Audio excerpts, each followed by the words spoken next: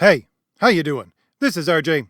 So today I'm going to start off with what I think I'm going to actually name this video. Usually I don't name them till the end, but I think I'm going to name it the most logical rant that you've ever heard. Because really, that's what I'm going to do for the next half hour or so. I'm going to rant. But I'm going to do it in a very calm and collective way. But if you just want to dismiss everything that I say in the next half hour, you go right ahead and do so. Dismiss it as a rant. But I want to talk about what I've been talking about for the last few weeks, which is what we're living through right now is a massive shift in the culture war. Now, there's a cultural event that went on November 5th, 2024, with how the election played out. But really, it's part of a bigger movement, a cultural shift that is going on right now. And I want to talk about this because I want to go back to the fundamentals of why I think there is, as I said last week, some hope for some parts of what I concentrate on, which is entertainment, to get back to a merit-based system for us to have good entertainment again. But for a lot of the entertainment system, it's just going to have to crumble. It's just going to have to burn down. It's just going to have to die. And so I want to do that. I want to separate the wheat from the chaff, going back to the very basic principles of why I think there is a ray of hope, and it is going to get brighter and brighter as time goes on. But for some of these industries, they just have to die. One of those, of course, would be the comic industry. This is why I started out basically as a channel that concentrated on heroes, using comic books as the main source of what I was going to talk about. I have moved away from that since then. Why? Because I no longer think that the industry for comics, the mainstream industry, and that includes the mainstream indie industry, has any future at all. It's just going to die. So why would I cover something week after week that I know has no future? I still use it as a cautionary tale, and I still think indie comics have a future. That's why I do my Wednesday live streams, either here on this channel or over at John's Longbox. But really, the mainstream comic industry is just going to have to disintegrate. It has no future. And I think if we want to move forward culturally, there needs to be a reckoning in each of our minds as to what can be saved and what cannot. And of course, to base that estimation upon reality and some good basic understanding of the way things are. But before we get there, if you are still looking for some good comics, some good indie comics, there are 2 links in the description and the pinned comment for my 3 graphic novels. 2 superhero graphic novels, 1 return to form for low fantasy. You're looking at some of the spectacular art from those graphic novels in the background, and I'll try to give you some different art than I usually give. I concentrate on the traditional idea of a hero, and we use merit-based systems in order to create what is essentially a product that our customers want. So if any of that sounds or looks appealing to you at all, click on one of those links in the description and go on over and see if one of my graphic novels is for you. All right, so I'm going to start by acknowledging the fact that I fully and completely understand that if I wanted to play a character in my YouTube videos and actually go off on rants all the time, like, say, Razor Fist, I would probably have 3 to 4 times the subscriber base. I am fully aware of that point. But the thing is, I learned very early, like 3-4 videos into my channel, that I simply did not want to play a character. It's exhausting, quite honestly. Now, some of you may think I do play a character, sort of a Mr. Spock character who is obsessed with the idea of hero, but no, that's my actual personality. Nonetheless, I'll have to tell you, again, right off the bat, that what you're basically going to get in this video is a Razor Fist rant, or the equivalent thereof, without the character overlaid on top of it, which means in my basic logical fashion, as close as I can get to it anyways. So why do I believe that there is a cultural shift going on right now? Where does it come from? Why do I think that way? Well, my degrees that I studied for were, first of all, in history and classics, and the second one was in political theory and philosophy, and then I moved on to graduate work within political theory. And what I concentrated mostly on was the development of political ideas throughout history, where they came from, how they developed, that kind of thing. And employing, once again, those resources of understanding about political theory and history, I would say that we are indeed going through a cultural shift right now. And what is that cultural shift? Well, the 2020s is basically the conservative equivalent of the 1960s, wherein the 1960s, you had conservatives losing power and you had this liberal and quote unquote progressive movement gaining traction and really taking over the dominant position. We are now in the reverse position within the decade we're in right now. The liberal and the progressive mainstream, which has control over pretty much every institution, is losing control, and conservative elements are taking back over the culture. Now, why do I say that, and why am I so firm in believing this? Well, quite honestly, it's because of the assassination attempts.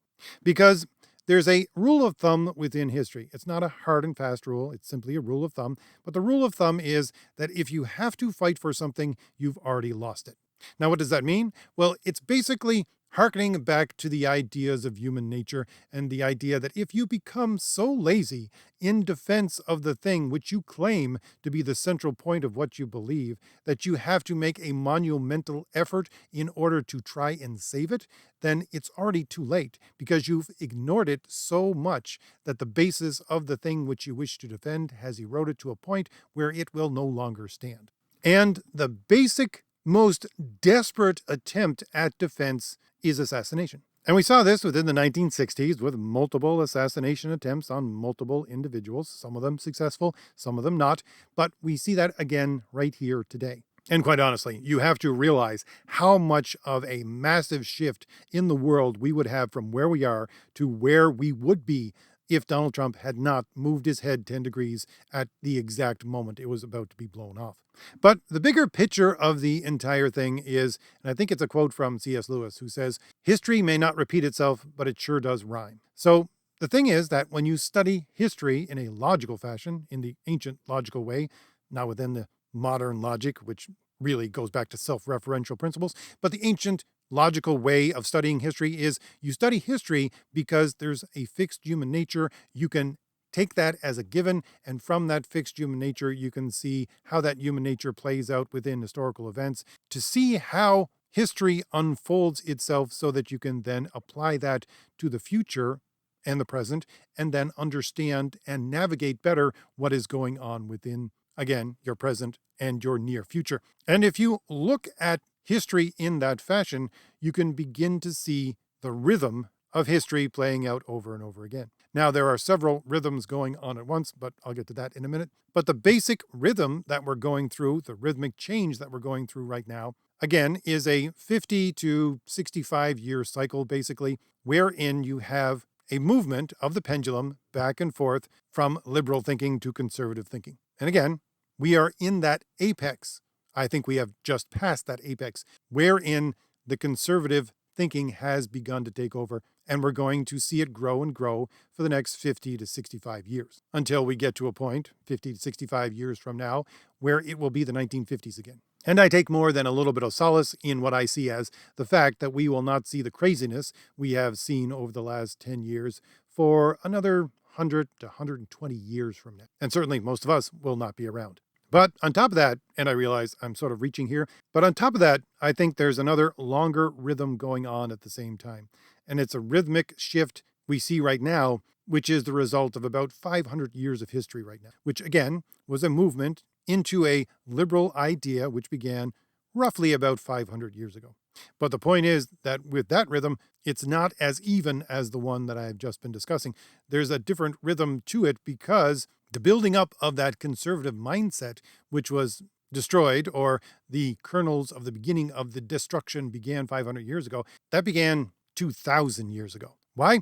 Because the building up is actually much more time consuming than the destruction. So you got about 1,500 years of building up of a conservative way of living and then a destruction of it for the next 500 years. And I believe we are at the end point of that destruction. I believe that they have hit the bottom of the barrel with this liberal, quote unquote, progressive mindset. It just can't go any lower. And so we are also at a turning point wherein we will begin to build once again, which will take a millennia, at the very least, of conservative culture that will grow and become something, well, truly monumental. And that's why I believe right now, the overlap of those two rhythms of change happening at the same time means that even in 120 years, if I am correct, and we see the resurgence of this liberal mentality that we see around us today, it won't be anywhere near as harsh. Why?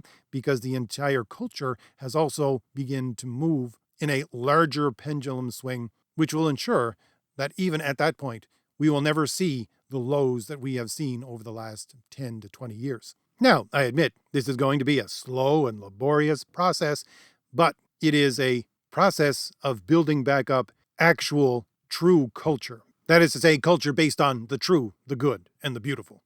So that's the positive element of why I think there is a ray of hope that will just continue to get brighter and brighter. But The other part of the equation is that many of the things we see around us today are going to have to be destroyed in that movement in order to build an actual healthy culture. Why? Well, again, I'll have to get into a bit of abstract argumentation in order to follow that all the way through. And it has to do with the difference between liberal and conservative thinking.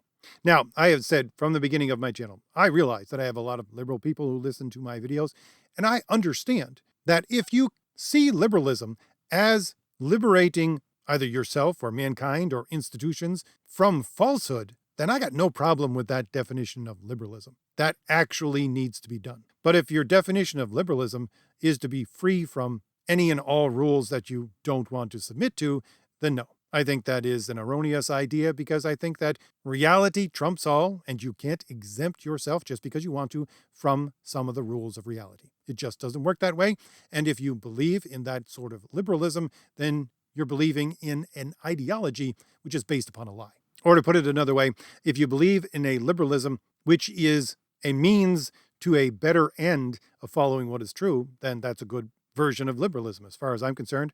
But if you believe in a form of liberalism which believes that liberalism and liberty in that fashion is the good in itself, then no. That will bring you to the point that Plato talks about in his 5th book of the Laws, where he talks about the greatest evil and says a man who values what is his own above what is true is the greatest evil. And it's the greatest evil because when you get into that mindset, you're selling both yourself and the people around you a lie. It's not based upon reality. It's based upon a fantasy because you want it to be that way. And I can understand why people indulge in that fantasy, because if you believe in the type of liberalism that I think of as good, if you want to free yourself from what is not real, free yourself from lies, you must at the same time submit yourself to the truth. The two go hand in hand. If you wish to be free from error, you must be a slave to the truth. And the problem happens when people who want to push liberty as the ultimate good want to be slaves to nothing. But I'm sorry, we're all slaves to the truth. We're all slaves to reality. We live in reality. If you don't recognize that reality, then you're selling both yourself and the people around you a lie. And that's the basis of the liberalism we see around us today, and certainly the progressivism we see around us today. It's based upon a lie. Now, very briefly, you may say that conservatives are in the same boat, and I would admit that there are a streak of conservatives that certainly believe the exact same thing. To me, they're not conservatives at all. They're just liberals in disguise. But I would say that the distinction between the two groups is that even if you don't believe that conservatives are actually trying to get to the truth, I think that you can make the case that conservatives, even conservative politicians, to some extent, and more, as we're moving into this pendulum swing, but conservatives and conservative politicians actually believe that they're pursuing something which is more akin to the truth. Wherein, I would say, the liberal mindset, that is to say, the unhealthy liberal mindset, which is the majority of the liberal mindset right now, the mindset of I will be a slave to nothing, not even reality or truth, that mindset understands, to a great extent, that it's basing what it believes on a lie. So wherein conservatives may be making an honest mistake, liberals of this stripe are deliberately concealing a lie. And I would most certainly say, for the majority of the politicians and a great mass of the people who follow this liberal, we'll call it corrupted liberal ideology, they understand there is a lie, that they're living according to a lie, and they're just doing it because they will come out on top. And we've seen the expression of this between 2020 and 2022, where we were told that we had to follow all of these rules except for the people who were in charge. They didn't have to follow the rules. Why? Because they knew that the rules were just made up. They knew that the rules, to some extent, were a lie. Were a lie in order to gain control, in order to cement their own power base, because it was rules for thee and not for me. But if you're saying these rules apply to everyone except me, no, you understand. You're selling people a lie. Now, finally, let's start to move downward, or maybe we should say backward, from politics into culture. Working, of course, off of the axiom that politics is downstream from culture. Let's look at politics and see where the cultural norms originate from. Now, we don't even have to go back to 2020 to 2022 in order to see that the people who want to sell us this progressive and underlying liberal idea are lying to us, and know that they're lying to us. And we can see it within how the Democratic Party is reacting to the results of the 2024 election. They are blaming everyone but themselves. Now, You might say that that's just simply part of their ideology, and it is. Never blame yourself, always point the finger at somebody else. But at the same time, I think there's a more fundamental thing going on here. And it's the fact that if you're selling something to people and you know it's a lie, what does that make you? Well, that makes you a con man. And the thing is that what is the basic axiom of a con man? Well, the basic axiom of a con man is die with the lie. Now, I never really understood for a long time why a person would have the mindset of die with the lie. If you are a con man, why not just give up on the lie and make things better for yourself? Because I was thinking according to the way I think. I was thinking logically, rationally. But if you think according to the way a con man thinks, it makes perfect sense. First of all, a con man always fully believes that they can get away with the con. Doesn't matter how desperate the situation looks, they still fully believe that they can get away with the con. Why? Because that's the whole point of a con. The point of a con is to sell people something that does not exist by virtue of having a confidence that is based upon nothing. That's why con men are known as confidence men, because they sell the con through the confidence that they portray within themselves. And that confidence that they regularly have to portray, again, gives them the mentality that I have the confidence in myself that I can always get away with what I am doing. And further to that, they must always get away with what they are doing. They can never admit to the lie. Why? Because if they admit to the lie, then they give up their ability to con in the future. Because if you admit that you not only lied to the people around you, but you deliberately lied to these people and deliberately led them astray, if you admit to that, there is no chance that you can con in the future. And all these people have is the con. So they have the confidence that they can get away with it, and they know that if they admit that they were wrong, they can never con in the future, and that's all they have, then they must die with the lie. And it makes perfect sense to have the mentality of die with the lie. Because they believe they can get away with it. They believe that they can con again in the future. They believe there is another rube around the corner that they can convince of their lie. They just got to get through this rough patch right now. Because, again, they have nothing else than the con. If you're a confidence man, you have confidence in something that does not exist. There is no merit there. They have no merit to fall back on. This is all that they have. And so if we look at this entire situation politically, we look at a Democratic Party which a year, even half a year ago, they were saying, no, we don't want Kamala Harris as an actual presidential candidate. She's just no good. We understand. We don't have confidence in her. And then, ironically enough, as it appears to be right now, they forced Joe Biden out of the race. And Joe Biden basically gave the Democratic Party the parting middle finger by 30 minutes later endorsing Kamala Harris, a candidate that he knew they did not want. And so he stuck them with her. And so their entire mentality, their entire message changed on a dime. And they said she was the best thing since sliced bread because they just couldn't get out of it. Again, funny enough, it's them eating their own that led to the situation that they're in. The situation where they had to back her 100%, saying she's the best thing ever in order to try to get her to win the presidency. But even at the point now where she has lost completely, they can't admit to the lie. They can't admit that, no, she was a bad candidate, and we knew she was a bad candidate, and we were just telling you lies in order to get you to try to vote for her. They cannot admit that because they're con men. They must die with the lie. Now, finally, let's move into entertainment, and more specifically, the methods and industries of storytelling that we have seen around us for the last 20 years minimum. For most of those entertainment systems, they are in the exact same position. They must die with the lie. They would rather die with the lie than admit the lie because they have nothing else than the falsehood that they've been selling people. Now, the ray of hope does exist for those industries which are more closely tied to how much money they make in order to stay afloat, or how much control, as I said in last week's video, the shareholders have to hold the people who run the company to hold their feet to the fire in order for them to make money. Those industries you're going to see start to turn around because they have some higher principle that they need to subject themselves to. But the more and more of a entertainment system that can simply say, no, we're doing art for art's sake, those systems will die. If you want an example of that, look at the second Joker movie. I think it was the director who saw how people were completely rejecting this entire movie and not going to see it. And he said, good, that's great. It actually proves that the normal everyday people who are a bunch of lowbrows don't understand my art for art's sake. And it makes the thing that I make much more, in his mind, a piece of art because it is art for art's sake. And right there is the biggest lie that has been sold to our culture for the last 60 years. It is the fact that people who create art can do it in a vacuum, or can create art for art's sake. That is to say, can create actual art separate from what is true, good, and beautiful, separate from reality, separate from human existence and the human nature which is fixed within each one of us. That is the big lie that they have sold the entire culture for so long. And I do mean for so long. What we've seen in the last 60 years was a product of something, again, which had come before it for a couple of 100 years.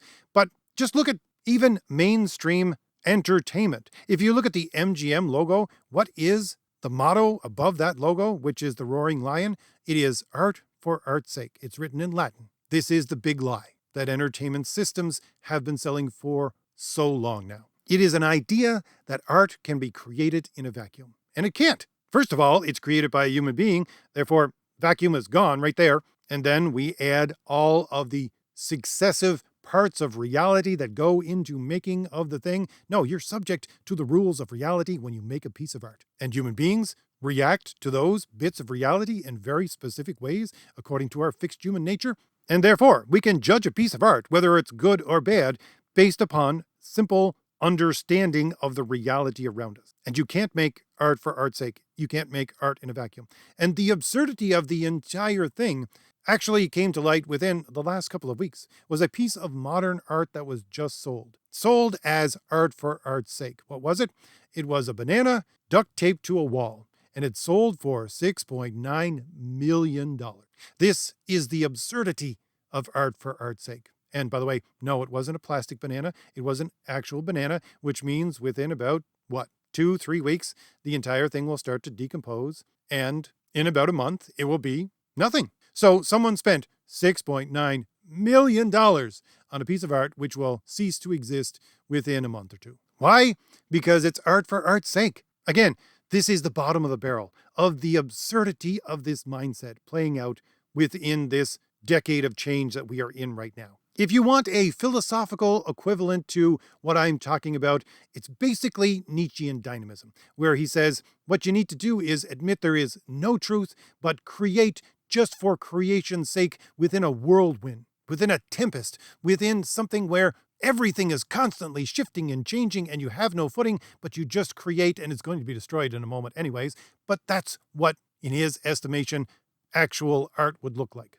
And that's what people around us today who believe this lie of art for art's sake actually believe that art should be. So they believe this creation in a whirlwind that has no basis, this creation which is going to be here today and gone tomorrow, this shifting, malleable way of telling stories is actually how you create art. When no, it isn't. And the majority of people who are not brainwashed with this absurd mindset understand that that's not what art is. But the beauty of these people creating in that way is that this stuff is not only here today and gone tomorrow, but it will be completely forgotten by a decade from now. But let's look at art in a more conservative way, in a more logical way. We'll go back to the way Aristotle describes it in the 4th century BC. Aristotle being the person who gave us the first descriptions of what logic itself was as a system. He was basically, as far as I'm concerned, he was trying to give us a pattern recognition system of reality, which was basically taking Euclidean geometry and applying it to not only language, but reality around him. But anyway, but the point is that this man who developed the first systems of what we call logic didn't just talk about logic. He talked about art. He talked about storytelling. He talked about argumentation. He talked about how all of those things are connected together. And he said that when you tell a story, and what I concentrate on this channel is storytelling. But when you tell a story, what you're doing is you're giving a rhetorical argument. Now, what is a rhetorical argument? Well, a rhetorical argument is a form of argumentation wherein you assume that your audience is going to accept some basic principles and you move from those principles forward with your argument. You don't have to go and explain how those principles are tied to universal principles because, again, your audience is assumed to already understand those things and accept them. But he says, this is why storytelling and rhetorical argumentation are the easiest corruptible of, first of all, argumentation and art.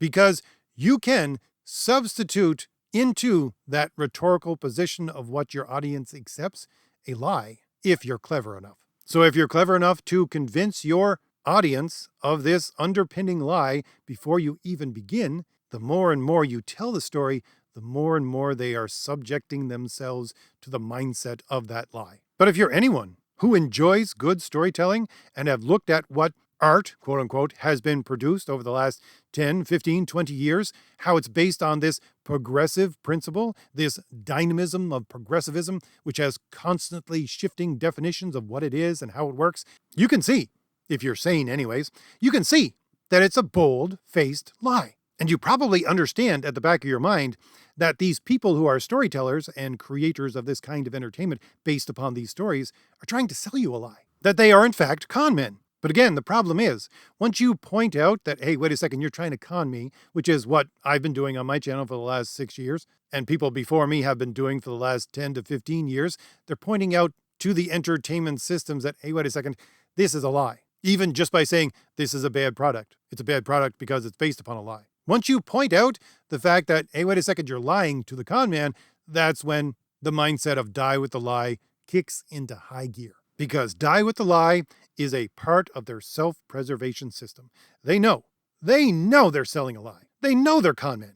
They know they're not there because of merit. They know they have no merit in order to enter into these systems. I have gone over this on my channel over and over again, especially with Marvel Comics. These Women of Marvel podcasts where they're saying, oh, these people who actually are old comic producers, they should hold the door open for us progressive sort, especially progressive women, which is what they would say over and over again. Hold the door open for us so that we can come in and take over their position. They understood. They fully understood that they didn't have the merit to replace these people. They fully understood that they were riding the coattails of a lie into positions that they did not deserve. They fully understand that they are playing a con. And so die with the lie is the only thing that they have left. The only confidence in themselves, the only hope that they have that they can continue to sell their con in the future so that they can continue to live.